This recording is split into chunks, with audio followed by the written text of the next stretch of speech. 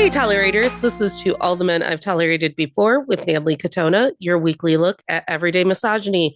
Today, we are welcoming Angela to the team. Angela is a speaker, writer, educator, and host of the podcast, The Empowered Millennials, where you will hear real stories of badasses that will motivate, inspire, and encourage you to take control of your life. You might also recognize her from TikTok as the Angela Gentile, creating spaces and communities for single and child-free people. And that will be our focus today.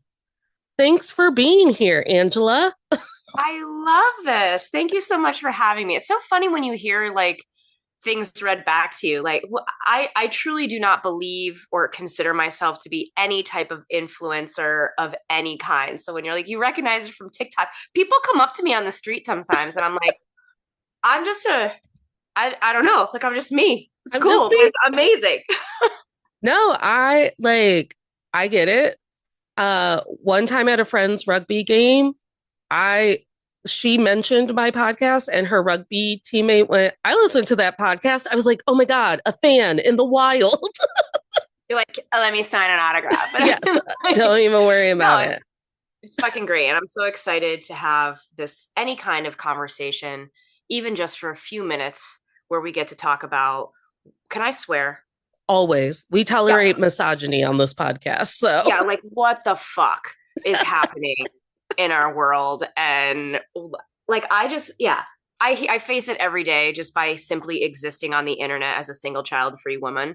Um, and the amount of shit I have to field is crazy. So I'm excited to chat today. I am excited to chat too. Do you want to give a little bit more background information about how you became a woman who was talking about being single and child free on the internet?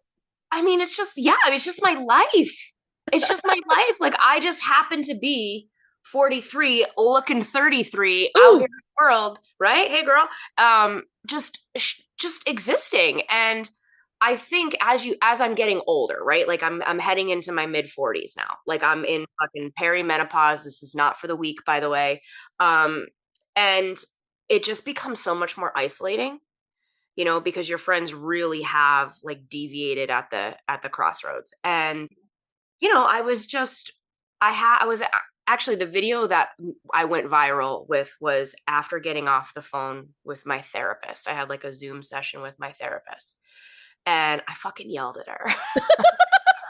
And she was just trying to give me some like toxic positivity and I was like, I just need to be angry. And I literally I don't, this is fucked up. Living in this capitalistic hellscape nightmare by yourself is fucked up and it's really hard. And I immediately like pressed end, went back into Zoom and pressed like record. And I was like, nah, I'm going to talk about this. And it was literally my experience being alone and having to do all of the life, like financial things that a lot of people get to share by myself. And I know there's different complications that come with kids and partnerships and all of that. I'm just like the thing that was shocking to me. And I was like, I would actually be saving money living with somebody in a 2-bedroom apartment than me living by myself in a 1-bedroom apartment. I would probably be saving $1,000 a month just for me, and then my partner would be saving $1,000 a month for him, and that's $2,000 fucking dollars a month that you can put towards a vacation or your 401k. And I'm just like out here raw dogging it by myself, and that was the video where people are like, I feel so seen. I feel so seen. And I was like, yeah, it's just because you're not alone. This is the experience that often gets overlooked. and for me, my clear example of what it is to trying to be functioning as a single person in capitalism in America is going to the grocery store and being like, I don't need rice for 18 people. Correct. This rice will last me for 4 years. It will go bad. Yeah. Yeah. And I just text my friends like once a month. Like, I just wish I could start a broke bitch store where if you really had a craving for a snack pack, like you just really need some chocolate pudding, but you don't need all six. You just want the one. I got you. It's 75 cents. Listen, I think, where is this store? I'll pull up right now with just like a little pudding snack and like one banana. Yeah. That's all I need. Yeah. That's that's all I need. I don't need 14 pounds of chicken. What the fuck am I doing with all this? I No, and then my freezer looks like it definitely belongs to Jeffrey Dahmer because it's just, there's just packed full of stuff because I'm like I can't eat all that. Yeah, it's hard. I am a crock pot queen, and when people have babies, I like make tortellini or whatever, and then I always save some for myself. And then one day I was like, I'm gonna make the whole thing of tortellini for me. It will last so long. No, it won't. Pasta mushes the more you keep it just Yeah. around. And day four, I'm like, this is disgusting. And my brother-in-law is like, yeah, the pasta's breaking down. It's just sitting in liquid all day. And I'm like, oh, okay. Decomposing tortellinis. Yeah, Yeah. great. I was like, oh, okay, smarty pants. I spent $15 to make this last a week. Yeah, you're like, okay, now I have to freeze it. This is what I'm saying. This is what I'm saying. I need like an extra cooler just for like my food prep because it goes bad. Yeah. Yeah, it's hard. It's hard having to navigate this on like one income and just one person when everything is set up for partnership. Like I have it over here. I went to the doctor not too long ago. Where the fuck is it? And they were like, here's your healthcare proxy form. You should fill this out. And I was just like, who is it? Who the fuck is it? Who do I even ask? You know? And it was this perceived assumption that I had a husband or somebody to just like jack off this form and fill it out, and then I would just submit it back. And I was like, I gotta take it home, and I think I have to ask somebody if they're cool taking me off life support. Like this is probably a conversation I should have with a friend. You know? Yeah. You do this all by you do this by yourself in a world that is designed to cater to two people. I also, when that, because you have to have like an emergency contact no matter what you're doing. If you're signing up for Netflix, they need to know, do you have an emergency contact? Should your algorithm get weird? And I used to live 4 hours away from both where my mom was living in Illinois and then from my sister and dad and where we currently live in Indiana. And I lived away from them for 12 years, 4 years, or 12 years, every emergency contact, just me going, I don't know. And then I just go somewhere the next day, hang out with friends, go to work or whatever, and prank people and tell them I put you down. I put you Yeah. down because I didn't have anybody and you were the last person who texted me. So it was the easiest to look up your phone number. And if they were like, yeah, then I was like, oh, okay, you're my emergency You're contact. actually that's a brilliant idea. Everybody take notes on that one. Okay. Just gaslight your friends into being your emergency contact. I had one friend who was older than me. He was a couple decades older than me. He was like an actual working teacher and I was a new teacher. And he went, I should probably have your like mom and dad's contact info too, like so that should you need help, like someone can get a hold of them. I was like, what is this? Yeah. Is this somebody looking out for me? Like Yeah. I don't understand. Number one, I'm an eldest daughter and a Capricorn. I don't know how to receive this. Yeah, I got it. I just got it. I'll do it. I just assumed I would crawl home after a surgery or take an Uber. I have walked to and from I live in Boston, so I have walked to and from the hospital by myself. Yeah. I was having an ovarian torsion, which means like Oh, the cyst on your ovary is like rotating around the fucking fallopian tube. It was the worst pain in my life. And I was like, I'm not paying for an ambulance. So I literally like walked like I had a shit in my pants for at least, it was probably about 3/4 of a mile to the hospital, but I did it. I don't know if that's a badge of honor or just, again, reiterating that you do things alone indefinitely. right. And then I was never one of these girls who could run the game where they could get rando men on Tinder to send them groceries and or pizza. Could never. I don't know how to do that. I don't know how to do that. I'm not charming enough and I don't like men enough. So like I can't butter them up. I'm like, I don't like you. All of your interests suck.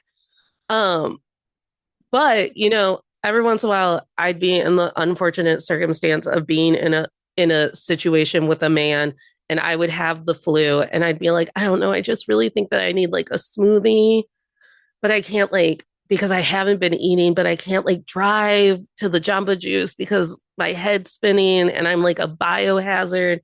And Oh my God. he'd be like, yeah, that's going to be like $35 for you to DoorDash that smoothie to your house. And I'd be Thanks like, so much for picking up what I was putting down there, yeah. you fucking chode. I was like, you've been inside me. Like, I please. can't. See, and this is why I don't want to. I don't want to. I don't Do you have like a series of questions you want to ask, or can I just go rogue on this? I mean, we can just go rogue. We're Yeah. hitting my outline just Okay. naturally because we're talking Cool. about money and resources and how families and all of it. Yeah. Yeah. I had this conversation with one of my like dear friends and mentors, and she's about 12 years older than I am. Okay. And she does have kids who are in their 30s, right? So she had kids very young, and she is in a very different place in her life at 56 years old, who's in just like, I want to be single. I, I, I'm moving to Florida. I want to be around active people. Like, she's amazing. And I was talking to her last night, and I was like, I don't want to date for a variety of reasons, but I don't want to date because I don't want to caretake in a way that compensates for someone else's lack of own self-care. I don't want to do emotional caretaking because you are 45 years old plus and have never gone to fucking therapy. I don't want to caretake for a man with high cholesterol and won't get his shit together and his diet together and his life together. And then I got to take care of you through midlife and beyond. You know what she calls that? You know what that there's a term for this, friends, as you're dating men who are older and they're fucking falling apart as they age and they're getting into relationships like because they need like nurses. It's called a hospice wife. What? I don't want to be a hospice wife. No, I don't want to be property of any kind, but I don't want to be a hospice wife where my job is to change your diapers. No, No, no, I I don't want to. know I know men get into second marriages because they're worried about who's going to do their laundry. You know what I'm saying? Because your first wife had enough doing emotional labor telling you to put your socks in the fucking hamper and like where little Timmy's baseball game was and what field you actually had to go. She was tired of drawing you maps for that. She was tired. Right. So she left you. And you still didn't take care of yourself. And you still didn't get it together. And you still didn't go and do the work to become a better functional man that is actually appealing to women. What you have done now at 45 plus years old is like still act like a 13-year-old boy who wants a mom. All set. All set. Hard pass. Yeah, but everyone tells us those are just men. You have to want them. And I was like, good news for me. I'm also attracted to women, so I can turn off the part that wants them. I'm like, look, I don't ever want to say anything that would be harmful to the queer community. I love my queer community. I am like, how people are like, oh, I wake up and I'm like, I knew that I was gay and I tried to not be. I would welcome that at this Mhm. point in my life. Like, I really am so painfully straight that like I was like, this is it. This is the option, y'all. You know? Yeah, it's unfortunate. And I just think when people are like, you have to settle for that. Like, you should just be happy that a man picked you. And I think podcasts like this, women like us, have really decided that there are so many other things in life that you can be worried about, that you can focus your attention on and energy on and time and money and effort, and it's not being chosen. I don't give a fuck. I've never been attractive to men. I am too much, too intense, too loud, too negative, too fill in the fucking blank. Okay? So I can't worry about that. Bending myself and contorting myself into spaces to be desirable. I don't care. I Yeah, don't care. I truly like it got to the point where I did kind of just like have an aha moment on a hot mic where I was like, I think God and my dad made me feel bad if I thought I was gay. So I thought I stopped thinking about dating women. Like I stopped watching Xena Warrior Princess. I love that. Like, and then I just lived my life as a straight woman because of heteronormativity and Yep. everything was, and to be fair, everyone affirmed that they were like, you are doing the right thing, letting that man emotionally abuse you and then tell you it was okay. He was doing that because he bought you Skittles. Like, you are that's what's supposed to happen. Oh my God, I just like got like I started sweating when you said that. Like tolerate this emotional abuse because he didn't mean it. He didn't Right? mean it. They We don't learned know. they don't know. Oh, he likes you. He just beat the shit out of you. He was so intense. He was so, passionate. Feel whatever it is. Yeah, and we're just taught to digest that and give men free passes. And I think we're the generation, I'm assuming we're roughly around the same age, Yeah. millennial-ish, Yeah. where we're breaking through that. Like I think a lot of us have watched, not all of us, but I think a lot of us have watched and had some discernment. We might not have known that that's what we were doing at the time. I don't think 14-year-old me understood what discernment was, but I was like, I don't know about that. Oh no. I'm watching all these women in my life be fucking miserable. Like why would I want that? And I just think it was naturally not my personality to be submissive. And the times when I have been in relationships, I've gotten myself into relationships where I was suffocated and controlled to the point where like I had to be submissive, and it was the most dishonoring, unhealthy, toxic thing I've ever done for myself, you know? Yeah. And it is hard because you like, I don't know, you just start feeling like a renegade in your own family where it's like, I'm not unique. I'm not, I'm not, I'm literally just living Yeah. and not thriving because that's not what we're doing in late stage capitalism. We're not doing that. But and I think what resonates with your content is that you will actually say what it is. And it's like people treat you like you're selfish by just like living a life that you chose or a life that's just kind of being your natural path. And it's like, I don't know, I just wake up single and child free every day and I don't feel that selfish about it. No, I think anytime you're making a choice, I mean, well, first of all, thank you for saying that. I'm glad my content is resonating because I really am just expressing what my life experience is and reflecting it outward because I know that we're not alone in all of this.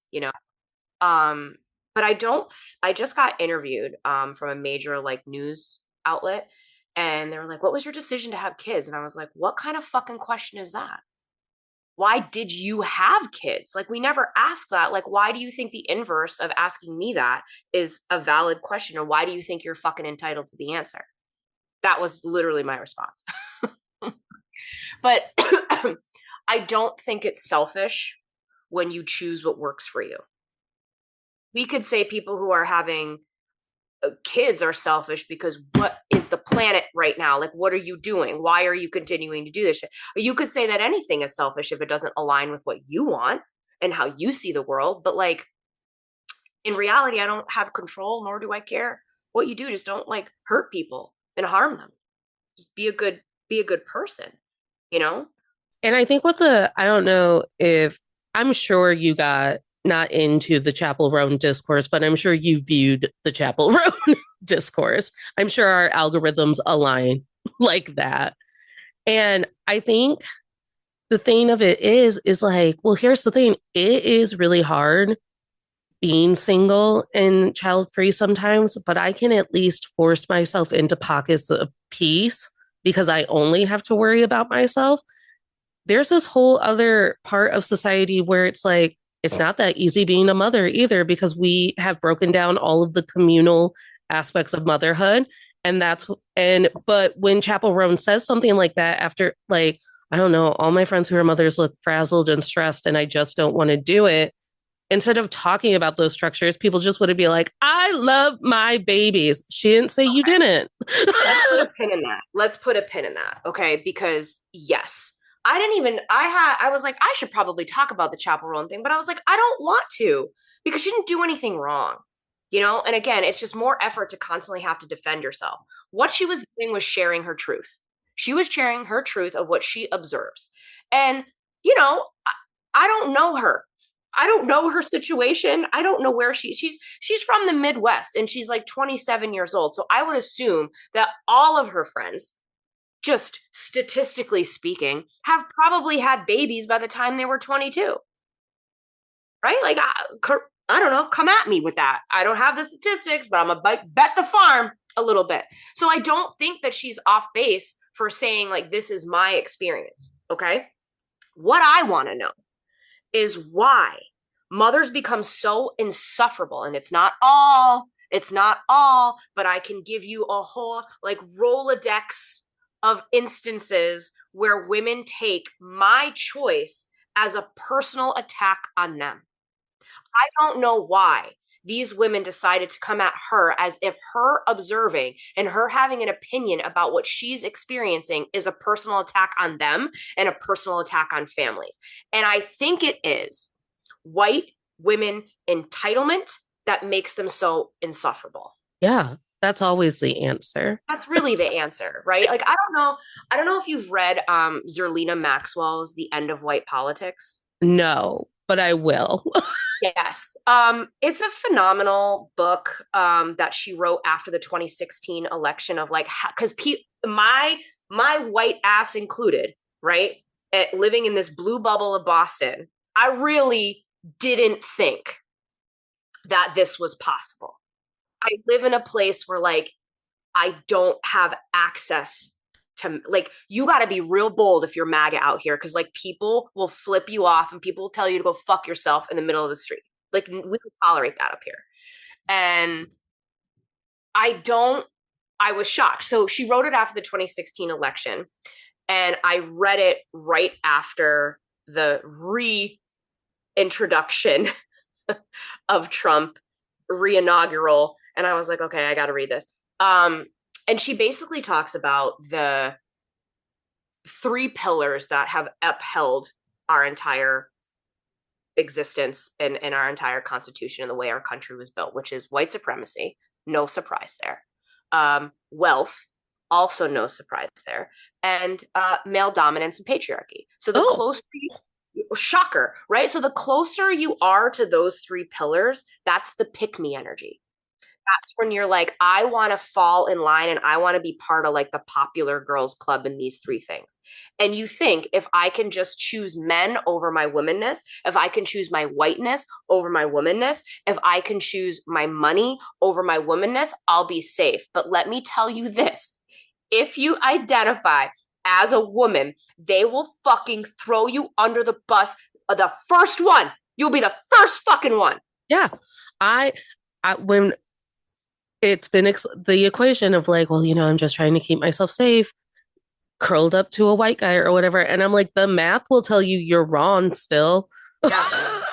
It's like when you're sitting, it's like in high school when there's a girl who's like, oh my God, isn't she's with the football team, right? And she's just like one of the guys. And she's like, oh my God, that girl's a slut. Like, that's exactly what you're doing. You calling another girl a slut so you think the football team will like you is exactly like what we're doing when these women are coming at me or women like me for having an opinion about patriarchy, for choosing my womanness, for identifying hard about my womanness and calling out patriarchy and supremacy and things like that. They take it as a personal attack. And if I can shut her down, then I'll be one of the quote good ones. Yeah. Yeah. And again, the math will tell you that you're wrong. You're still just as likely to be murdered as me, if not more, because he's living in your house. Like, yeah, find that statistic, right? Like, aren't you like 10 times more likely to be murdered by like your spouse? Like, what? and then it's like, and I tell people all the time, I'm like, marriage statistically never works out as a pro in a woman's life. Health, wealth, well being, mental, emotional, anything. It never. It's always a pro for them. And that's why they built the institution. Right. Right. Is never a pro for us. They're never thinking about us. Right. Well, again, I think you get knocked down and you get attacked. Or let me rephrase that. I get knocked down and I get attacked because I call that out because I don't want that. I don't care if you want it. I think this sounds like a shitty end of the deal, and we can go into the entire historical context of marriage, and especially for a woman, and like where all that comes from. So you can think it's a Disney fantasy, and you can think that it is like some sacred vow to uphold, and you can literally close your eyes to what it actually is. I don't choose that. And if I don't choose that, I'm not a heretic. I'm not crazy. I'm not a bitch. I'm not, whatever insert insult here. It just means that maybe I've awoken in a different way, and I'm choosing something differently that I think is beneficial to me and to the energetic trajectory of women. Yeah. And I tell people all the time, I go, part of the reason why they're policing um social media and trying to take away TikTok and whatnot is because they want women who have decentered men to still feel othered and lonely, and they're crazy makers. So if I link up with you and all of a sudden I'm like, that's right, there are women who are ready to put the patriarchy behind, are ready to start tipping the scale into less white supremacy, less men power, and all of it, well, that's a threat to them. And so this is the thing about like going to the grocery store and being a single lady having to buy a family's worth of frosted flakes is purposeful. Like it's all political and it's all patriarchy. Absolutely. 100%. It's designed to make me so stressed out and so burnt out that I'll just cave and find some lackadaisical, haphazard sack of shit dude with high cholesterol that, I'll just settle for because I get to split the costs of things for. And there are so many women who feel trapped in their relationships because they don't have the financial means to leave. Mm-hmm. That's terrifying. I've been homeless. I have been financially asked out. I've been there, not because of a man, but just because of life circumstances, and it's hard. It's horrible. It's the most humbling experience ever, and I wouldn't wish it on anybody. I But wouldn't yeah, wish it on. and it and thank you for sharing that. And I am sorry that that has been your experience. But yeah, it's just like, well, it's why they demonize queer women because queer women have found a loophole where they're like, I'll split my bills with the lady. Now what? Yeah, I have all those things that you say are great Yeah, over here with a woman who actually listens to me. right. Shocker. Yeah. Yeah. Yeah. And it's just one of those things where it's like, also, I want to live communally and in a community with women who are partnered and mothers too. Like, I want us all to benefit from decentering men, but it Mhm. starts like in your homes by telling your husband no. Like, It starts by believing. I think even before that, it starts by believing that you are not some second rate option extension of a man, that you are worthy of existing wholly and fully and loudly and largely in your life, independent of the roles you play for other people. You can exist as yourself and incredible as you are, regardless if you're a mom or a wife or any of those other roles, because all those roles do is define who you are in someone else's life. That's just that, like, it. One of my pet peeves is when you ask someone about themselves. It's like, tell me about you. And like, well, I'm a mom. No, that's not what I asked. I asked you to tell me about you, not who you are for somebody else. You know? Yeah, that's like one of my huge pet peeves. I'm a wife, I'm a mom. I was like, but who are you? Do you dream? Are you fun? Are you high intensity? Like, well, who are you? do you rock climb? Do Yeah, you like give read? me something. You rock star, something. There, Something. there a book on your nightstand you're pretending to read? Like, Yeah. anything. I'm Yeah. currently pretending to read Bright Young Women, but I'm really just watching The Pit until I fall asleep. How about Wait, you? what are you reading? Bright Young Women? Yeah. Okay, I'm reading Long Bright River. Oh, they just turned that into a Peacock series, right? I want to read the book first before I go in. I agree. But I'm probably gonna like Peacock already did me a solid. My sister has the book. I could probably just borrow it from her. But yeah, no, I'm reading Bright Young Women because it takes it decenters the man out of a serial killer story. So in the 70s, there was that guy who broke into a sorority house Yes. and murdered Yep. two of the women. Yep. And then they later found out that he was actually a serial killer and had murdered women in multiple states. And so it's a fictionalized version of that story, but it's told by the women who survived and the women who were killed. And they don't even name him.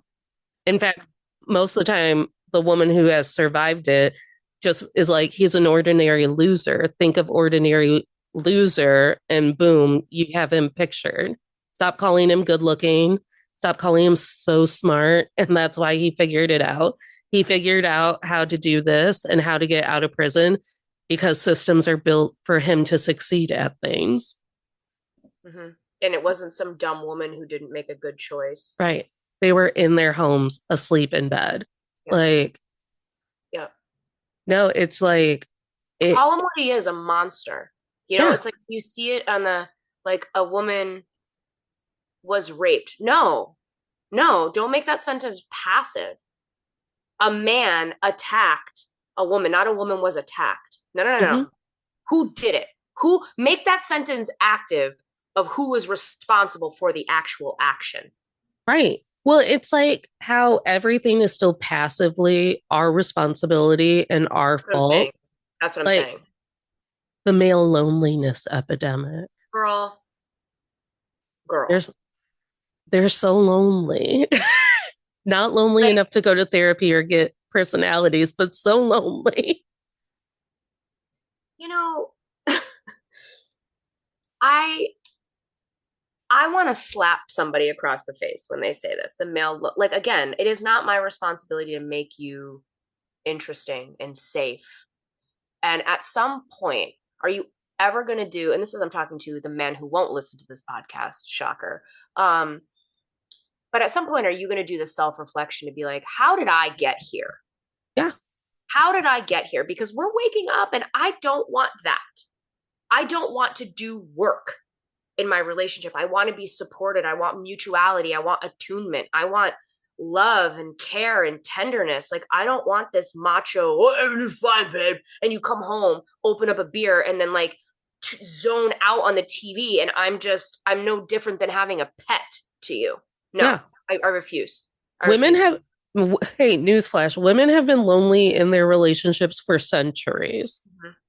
Because they had no choice but to be in these relationships. Right. Because you wouldn't let us own property or credit cards. So we just had to be alone. At least you all used to go out into the woods and hunt things.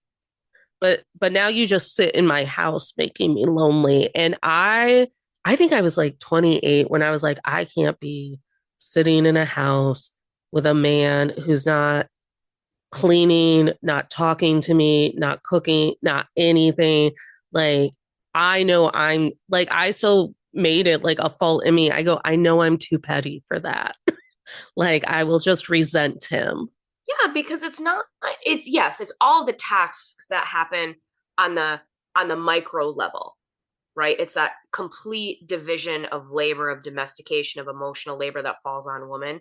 And now having to do all of that still while working a full-time job, that does not seem like a fair split to me at all, ever. But that's on the micro. That's on the day-to-day, that's on the thing. But the deeper level of that is that you don't, men specifically, do not believe that women are worth more. They don't like women, they don't respect women, they don't care about women. They feel and this is why we have this epidemic, or whatever. It's got to be called something else, just like loser overwhelm, whatever you want to call it. But the reason we have that is because there's a sense of entitlement. And it's always been that way. You feel entitled as a man to sex, my time, my love, my care, my softness, my support. You feel entitled to that without having to give anything, without having to be anything better. And I think you need to check yourself and say, why do I really want women? Do I want women because I love them and I respect them and I honor them? Or do I want them because I feel entitled to put my dick in something? Yeah. While my laundry is in the laundry machine and I've never touched raw meat because my dinner is always Oh made God, well, for I me. haven't washed my sheets in 3 months. Get out of here. Go home. Go, go home. And then it's like on a separate level where it's like, I'm all like, if I'm a woman who is married and I'm raising a husband, and now he's like, we should also have kids because my line should continue. And I'm like, oh, icky. I'm already raising you. But you know what? There are so many women who do that. Like, men just love the idea of fatherhood. They Mm-hmm. love the idea of like seed expansion and lineage expansion, but they don't want to be a parent. No. Do you know what I'm saying? Like they like being the father, the DNA representation of this person, but they don't want to be a parent. And I I say it all the time. Why didn't I want kids? Because I didn't think motherhood sounded like a win. Fatherhood oh sounds dope. That sounds dope. Like I just get to not carry a baby and go through like medical trauma and risk my life to birth this human being. And I could like fall asleep on the cot next to the bed where my wife is pushing out a human being, or I could just like pass out and get taken care of while she brings life into this world. What? And then when we have the baby, I don't have to know where they go to school, what size their shoes are, who their teachers are, if they have any allergies, what time's their doctor's appointment. All I get to do is come home from work and wrestle in the living room 5 minutes before bedtime. yep. That sounds like a good deal to me. I tell people all the time that I wish A, that I had a biology background, and B, someone would just like let me do this and hang out at the zoo all day. But I am convinced that I learned the most about fatherhood from gorillas Okay, explain this. because I go to the zoo a lot and I watch a lot of like movies that revolve around gorillas, like Return to Me, George of the Jungle, like just like gorillas on gorillas on gorillas. And like gorillas are our closest primate relative or whatever. And, female gorillas, if there are two men in the like little gorilla family, one of them has to be ostracized, or the female gorillas have to spend the entire time keeping a male baby away from a male gorilla because they're so incensed and jealous of this thing that they had no idea that they didn't create that they try to kill the baby. And I was like, oh, yeah, men don't like kids that don't smell like them. Like when people are It's like, not mine. If yeah, it's not mine and benefiting me in some way, then what the fuck do I do? Why do I care? Yeah, yeah, fuck you. Ugh. yeah. So I tell women all the time, I'm like, I think we should do what the lady gorillas do, and I think we should just remove them from our child Childfree. community. I think we should be like, you have to be over there, Yeah. and we scream at them every time they come too close to us and the baby. Or just like a praying mantis. We should just do that. Oh yeah, we should just rip their head off. After you've served this purpose, Done. go with God. Thanks. I, but yeah, and here's the thing too, like I always assumed I would be a mom because it's planted in us very early. I always assumed. I assumed I would be a straight lady. I assumed I would have a husband. Assumed I would have his kids. And as I got older, because I'm 36, and as I got older, and it just like I wasn't meeting or dating the right guys or whatever, and no one wanted to wed me and then give me children or whatever, I just like really started thinking about it. And I was like, I also don't want to try that hard for this thing that I don't even understand or know that I want. Also, like, I had a very romanticized idea of what raising children was because I had aunts and uncles who built a community with my parents when I was younger. So I watched work get divvy out and like emotional support and whatnot. And then I became a millennial grown woman. And I was like, what do you mean you don't just get like a gaggle of humans at your door who also care about this baby after you have said baby? Like I have to go to do all the things that I'm doing right now while taking care of a human being and having it on my tit. Yeah. Okay. Okay. Okay. All right. Okay. And they want you back at work 3 weeks after 3 weeks. you've Yeah. Yeah. 3 hours after you've gone to like Yep. Yep. they want you back at work. Yeah. And the massive gaslighting that is white American capitalistic patriarchy is they keep telling us, well, it's worse other places, but I guarantee you it's better for women who have that year's worth of maternity leave. And like Sweden ships you a box with like a Yeah, that baby cradle and box with like yeah, everything you need just in case you're, struggling. yeah. Yeah. And Yeah. everyone gets it because that's socialism. We can't. I feel like don't say that too loud. They're always listening. They're Um, always listening and they're always yeah. mad. And I think with maternity leave, like people think I'm like anti maternity leave, and I'm like, no, it's not that I believe that women shouldn't take time if they have babies. No, no, no, no. I just think the capitalistic way that we handle maternity leave puts that load on, say it with me, other women who are at work. Yeah.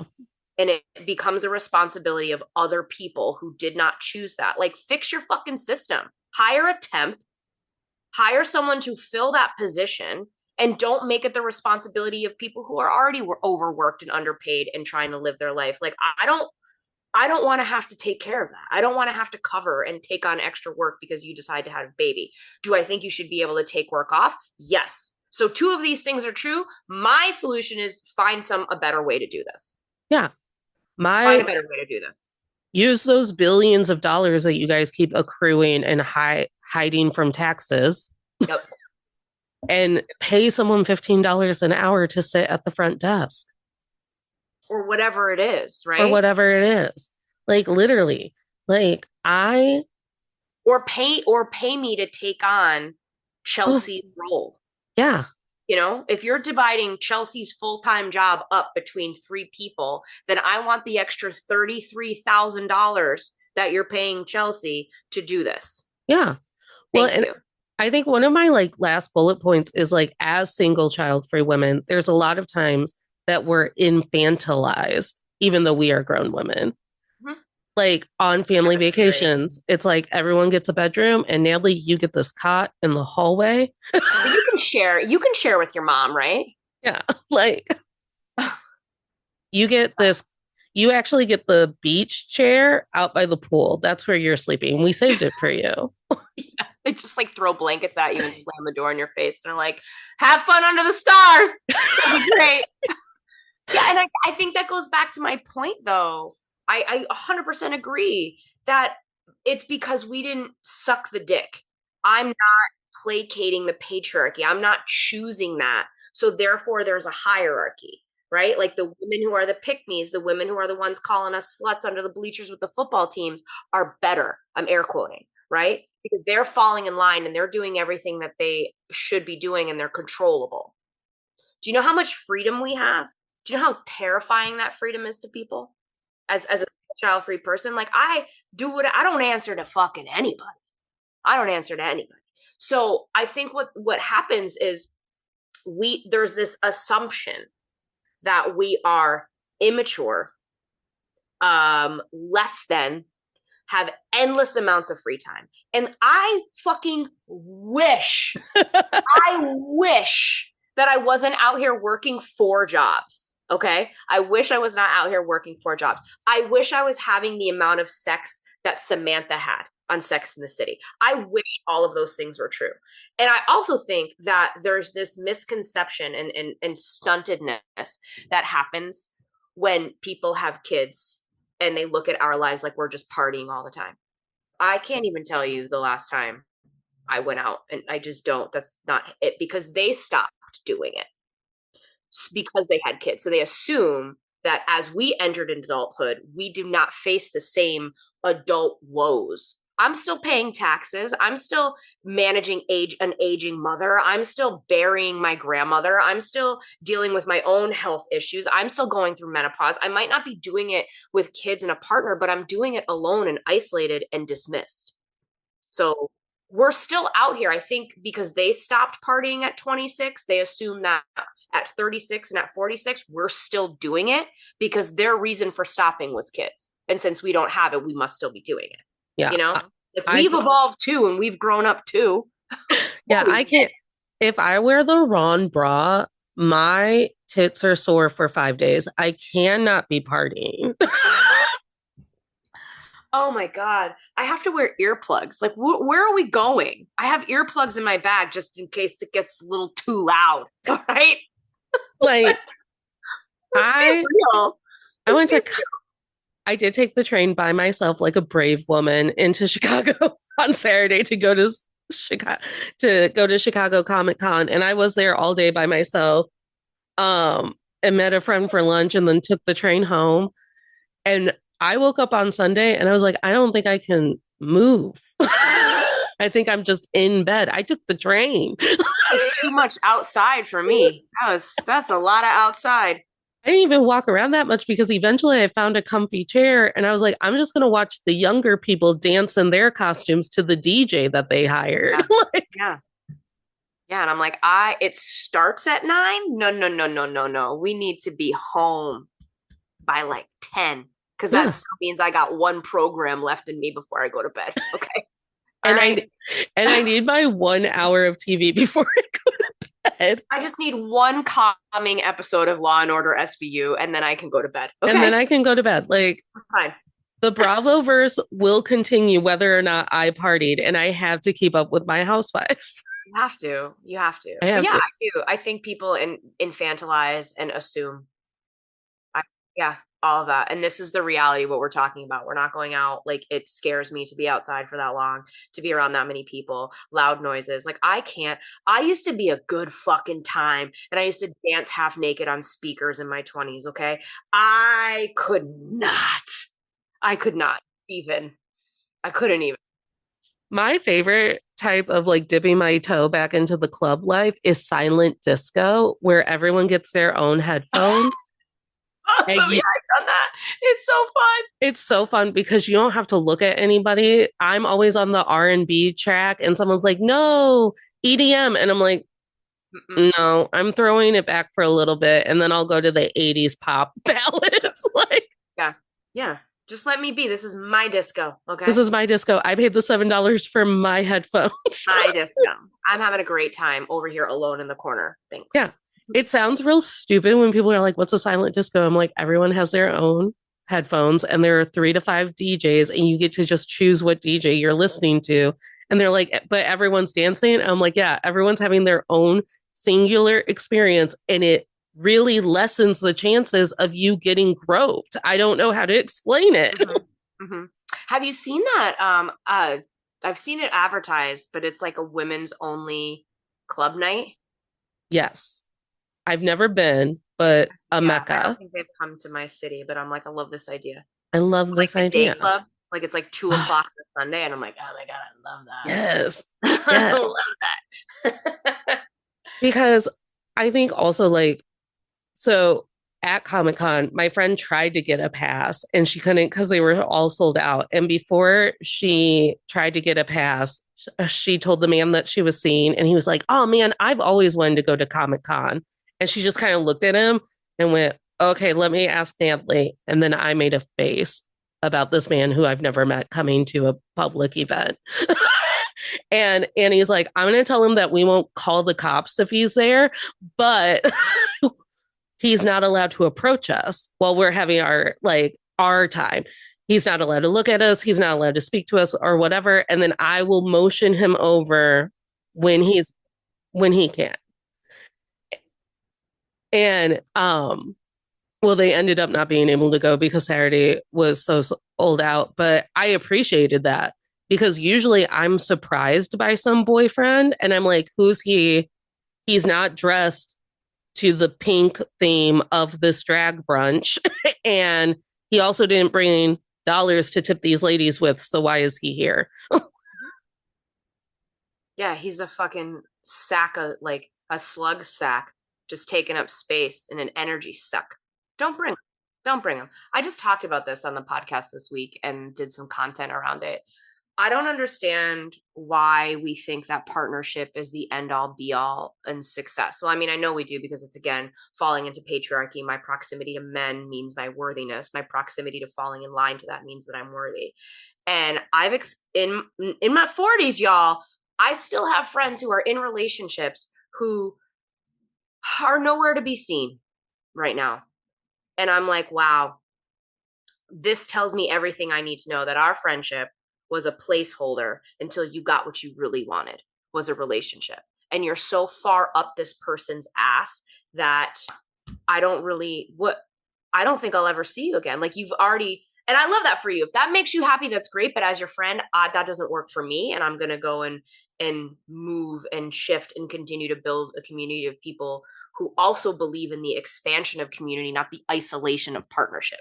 You know, why does it have to, what, like, whoever you are before you met this person is still who you are. This person is just an enhancement in your life. So don't neglect all of the things that make you you, right? Like, everything in your life is important and it's all a priority. And having this person just means that you now have more support in your life to be able to be you, right? Well, So it doesn't automatically expand your bandwidth, you know? and I think I always went into every one of my relationships with the mindset that like my friends were here first and they'll probably be here after. 100% So like, facts. who the fuck are you? And I was semi dating a man upon his terms, like whatever terms he was setting that day, that's what we were doing.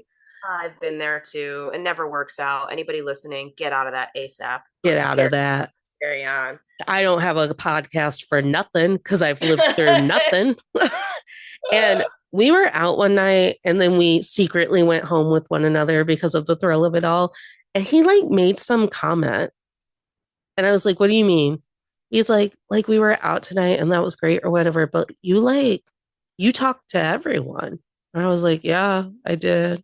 Because we were out with our friends and then I met new friends and you know, the The bar talk. is the bar is small so everyone can see me. And so Yeah. they and he's like, I just figured that like, you know, all of that energy, like that exuberant, like him, you know, Mary Tyler Moore, she's going to make it after all, who can turn the world on with her smile energy. I thought that that would be just for me once we started sleeping together. And I was like, what a stupid shit. Oh my God. I'm not Like, even allowed again, who you were before that was exactly what he wanted, but he wanted it all for himself. for himself. And Yeah. then like, but also resented me for being that person because Yes. and Correct. it's like because that's exhausting. It's exhausting to try and keep up with you and you're too great and too smart and all of it. And um and I just like looked at him and I wanted to be like, I'm not even allowed to tell the people that I've told that we're sleeping together. Like, don't worry, I've told them, God, there's so many things. Yeah. So many things. Yeah. but I'm not supposed to. And but you're telling me that I should only be paying attention to you when we're out. Yeah. What do you want? Do you want a partner? Do you want me to be me? Or do you want like a submissive, doting, like like a servant? What would you like? Are you a horror fan? Like, do you like scary movies? I don't know. Okay, I went and saw the A24 movie Companion with Sophie Thatcher from Yellow Jackets, and it's about a woman who is a robot and a sex companion robot to this man. And at the end of the movie, I was like, they don't even care if we're robots. No. Like, it's still not enough. Like, I'm a robot doing everything that I need you to be doing, and you still Yeah. aren't Yeah. happy. Men will fuck corpses. Just remember that. They Just will fuck, remember, they'll fuck corpses. So like when you think you're not enough or you think you're doing, nope, he's just a loser and they fuck corpses. So move on. move on. And like, people are like, what? Well, like sex robots, like that could be bad. I go, I don't know. Or it could be the one thing that makes them leave us alone. I'm just You asking to be know? left alone. Yeah. Yeah. Yeah. I try to be open to partnership. I do. And I think deep down, I mean, I just know exactly what that partnership needs to be like in order for it to be fulfilling for me. And if it's not that, even if it's just the slightest off, like I don't, please walk away. Yeah. Please walk away. Because I've lived enough life and I've spun this block enough times to know exactly how this ends and how this goes and the kind of man you are. So no thanks. I have like this visual that I call upon whenever I think of like whether or not I've seen healthy marriage and what that actually looks like. And it's my aunt and uncle at Thanksgiving. And they're just like in tandem handing what like someone's handing off a box of breadcrumbs, someone's opening someone else's wine, and they're in the kitchen and they're technically not addressing one another, but they are seamlessly getting Yeah. this Thanksgiving dinner and not fighting, which is my God. It's an anomaly, but carry on. An anomaly. And I remember telling my mom, I was like, That was like the most beautiful ballet I've ever seen. And she's like, okay. And I was like, no, that's what I'm telling you. Like, you never see that. Just like two people living in a space, working seamlessly with one another, Right, right. and no Actively one's working. resenting it. Yeah, like actively, and that's actively working towards a common goal. So many marriages have two different goals. And oftentimes it's the woman's goal getting cannibalized by the man's. And she ends up sacrificing her entire life to serve and make sure he moves his needle forward and call that partnership. Yeah. And I was like, and like my sister and my brother-in-law, when they have kids, they have two kids now, under the age of 3, and it's a ballet. Mm-hmm. They're both at the changing table. They're both involved with feeding the kids. They're both involved with Yeah, making good. and I'm like, and you sit there and like my mom and my aunts don't know what to fucking do about that because they're like, your fathers barely knew how to spell your name. I always had to check it when we were at the doctor. Like, did he do that correctly? Did he put the birthday down? Yeah. Does he? Yeah, Does he know? yeah. And and like it and again, like that's like the bar is in hell. So the fact that my brother-in-law can like turn on the baby bottle Q rig and then like be praised like a Nobel Peace Prize winner, it's frustrating, but it's like, but also it's beautiful because it literally never happens. So I know it's possible, but I know I'm going to be really fucking picky about it. And I think that's why they're so angry. They never believe that we have the right to be choosy. Yeah, like we're just bitches. We're just, oh, you're too picky. No, no, no, no, no, no. No, I am secure and assured in exactly what I want. I'm not picky. I'm not picky. This is just, I'm sorry that you didn't know what you wanted or you made concessions on shit that you shouldn't have made exceptions and concessions for. And now you are where you are. Like, don't tell me that I need to follow that path and I need to do the exact same thing because I'm looking at it in real time and that looks like it sucks.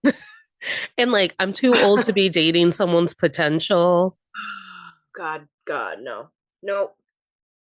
And I also have like a hard boundary on like I don't want to date someone with kids. I don't want to date. It's like green eggs and ham. I don't want to date a guy with young kids. I don't want to date a guy with 4 kids. I don't want to date a guy with 25-year-old. I don't want to do it. I don't want to because it puts limitations on the kind of life that I want to live. And I'm not willing to do that. I'm not willing to sacrifice my life because a child and I don't think and I think that they should be prioritized, right? Like the kid needs you, like that's what you have to do. That's your kid, man. That's your responsibility. Like I don't shame anybody for that. I'm not like fuck your kid. No, no, no, no. And I know that that's how it goes. But then what happens to me for something that I have no skin in the game for? No. Mm-mm. So hard pass.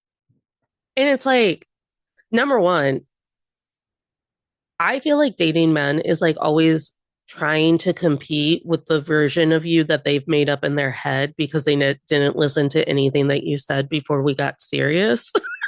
So it's like, Yeah. why did you think I would act that way? Why do you think that that's my favorite food? Why do you think that that's what I like to do on a Saturday? Because you made it up. Because it's who they have a fantasy too, and I think we're just so conditioned to giving into that fantasy Yeah. of being chosen, of being wanted, of being desirable, of having it all and having the good life and getting this thing and checking the boxes and riding off into the sunset. Put the colloquialism in there as you will, you know. My first boyfriend was a football fan. You. I'm not a sports fan. I And love sports, but like that when they're like, how's your day? Oh, we won. I was like, oh, you play for the team? You play for the team now? Okay, and chode. so anyway, like he was like, why don't you come over on Saturday for the game and then we'll go out to dinner or whatever. And I was like, fantastic. And I used to always keep a book or my Kindle in my purse. So he's like watching football and I'm like cuddled up like a Nora on the Russian kid that's paying Yeah, her yeah, yeah. for the girlfriend treatment. I'm doing my girlfriend treatment and I'm like cuddled up or whatever, but I'm reading a book. And I didn't know how mad he was just silently getting as I just like nonchalantly read my book and did not care who scored touchdowns. Yeah.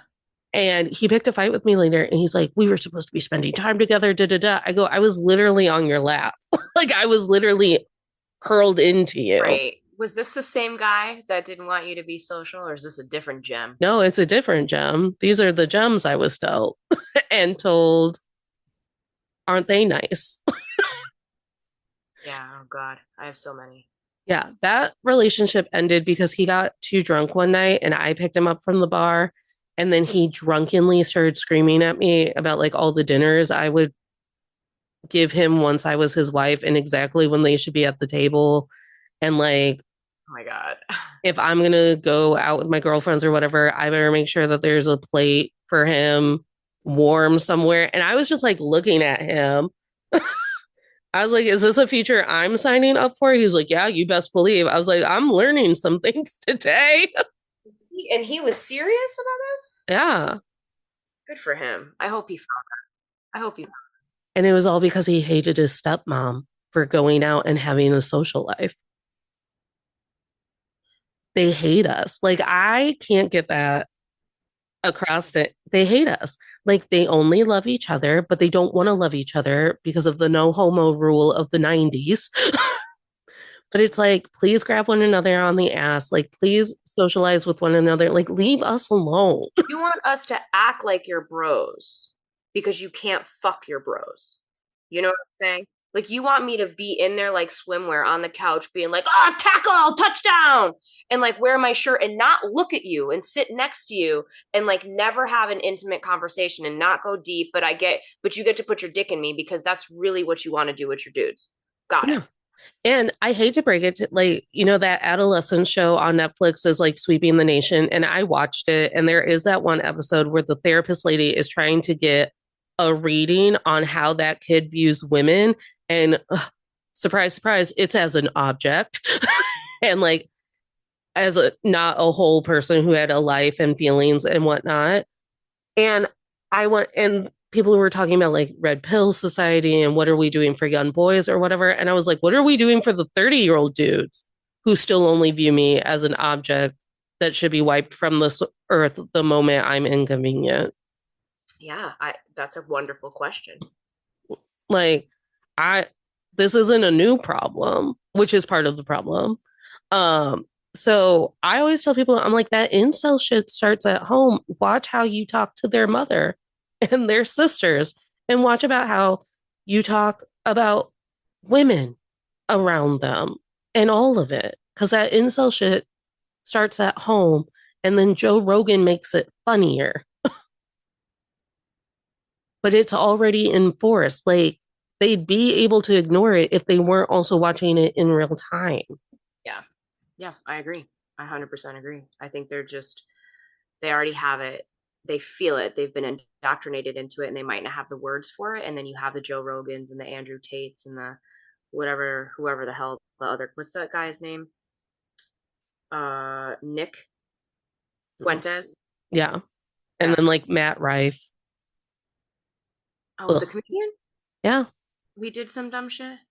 Yeah, he built his entire TikTok following out of women and relating to women, and then got a Netflix special, and then just made it all about Dudes. how lame women are.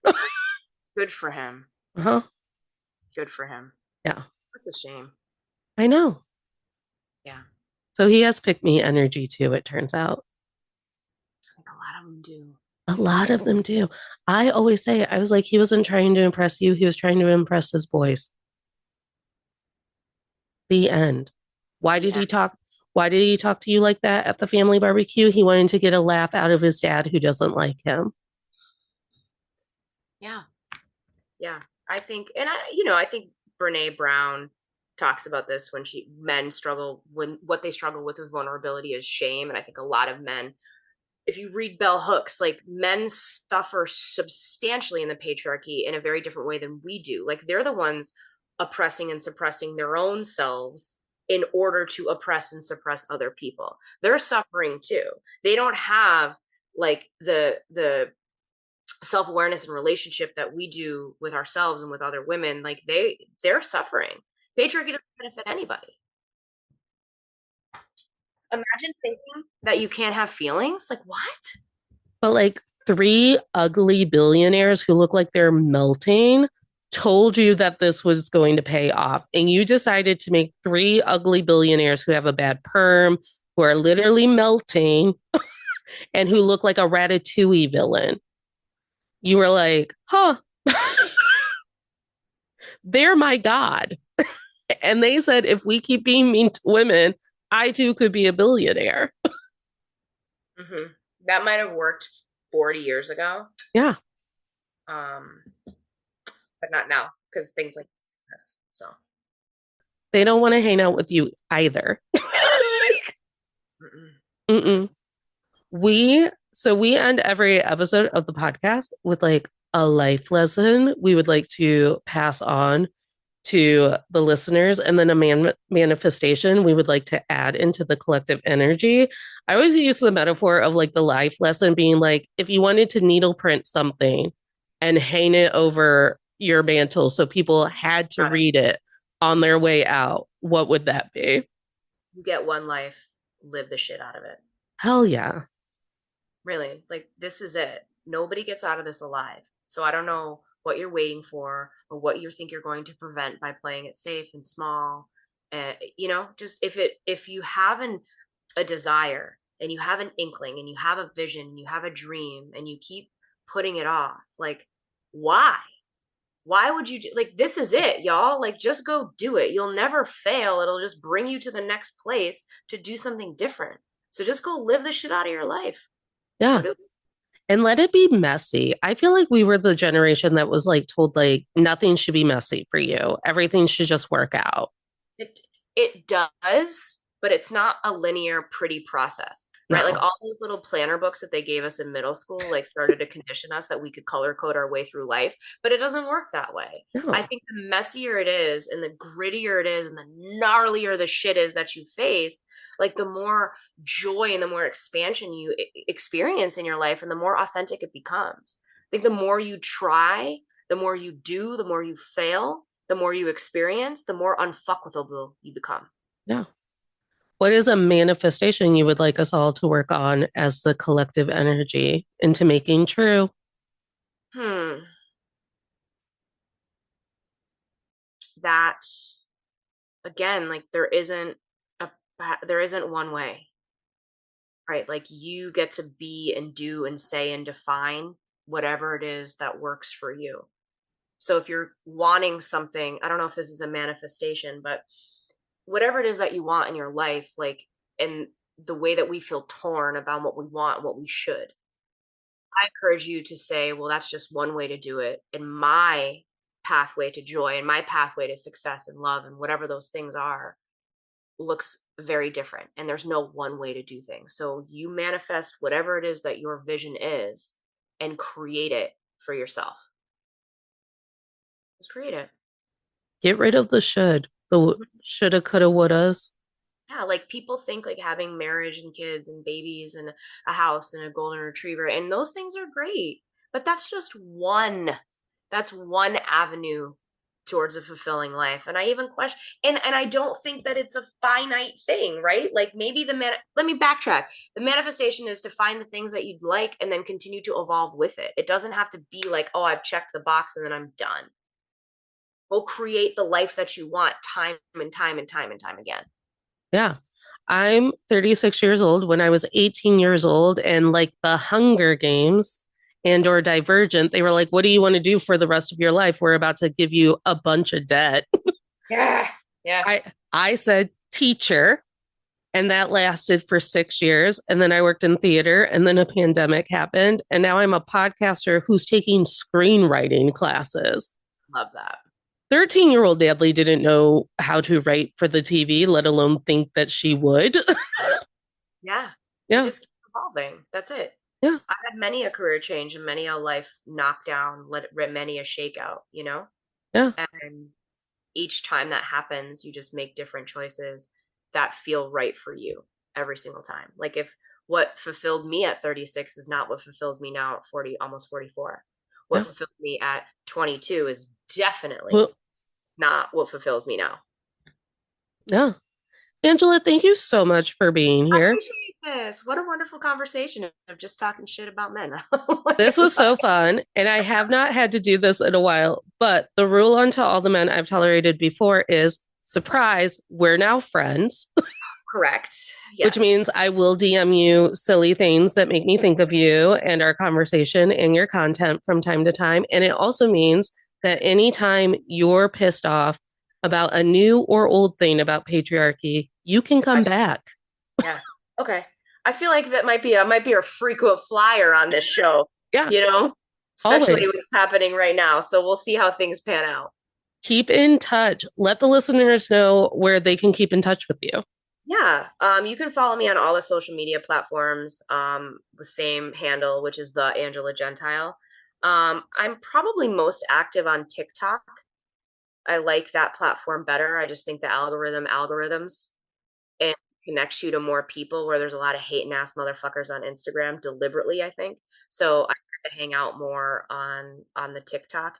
And if you are single and child free, wherever you're following me on social media, the link in my link the link tree in my bio, I have a single and child free network. It's a private group with hundreds of people from all over the country, and I think global. I think there's a couple of people who are from Australia in there too. Um, and we just host events, we talk shit, we have an entire spreadsheet of like almost 1,000 people from across the country. So if you're looking for support, if you're like, oh my God, I have to do this life alone, I need a ride to the colonoscopy, can someone water my plants for me while I'm away? Like there's an entire spreadsheet and network of people who are willing to help, because when you decenter men and you choose yourself and you choose to expand into your community of like-minded people who are also prioritizing themselves, it can be really lonely, but you're not alone. You might just be like isolated in your area and you're like, there's only one of me. Yes, every friend group has one, but if all of us are getting together, like we're not alone, we just tend to be a little bit spread out. So No, I feel that. Yeah. People. Find your people. It is through grassroots communities and people splitting. I always said that I wanted a grocery store buddy where it's like, I'll get the blueberries, you get the strawberries, we split them. Like a Costco split? Yeah. Oh, yes. Go do that. Get your Costco bud. Like you got a Costco membership. Let's go get 46 paper towels and split it. Yeah, it's through community that we will get through all of this and then dismantle all of this. My God. Yeah, that's the goal. That's the goal. Because at least if you feel supported and at least you know that there is somebody who has your back, it helps you to take the risks that you need to take to burn this shit down. Yeah. All right. Well, thank you. Thank you so much. Tolerators, you know where to find us. It's Men I've Tolerated Pod on Instagram, Natalie K124 on TikTok, and also my personal Instagram. And remember, kids, remember, tolerators, you don't have to smile through anything you're tolerating, including systematic pressures that make you feel really lonely when there is an entire sea of people just waiting to meet you and validate your lifestyle. Smiles are for joy.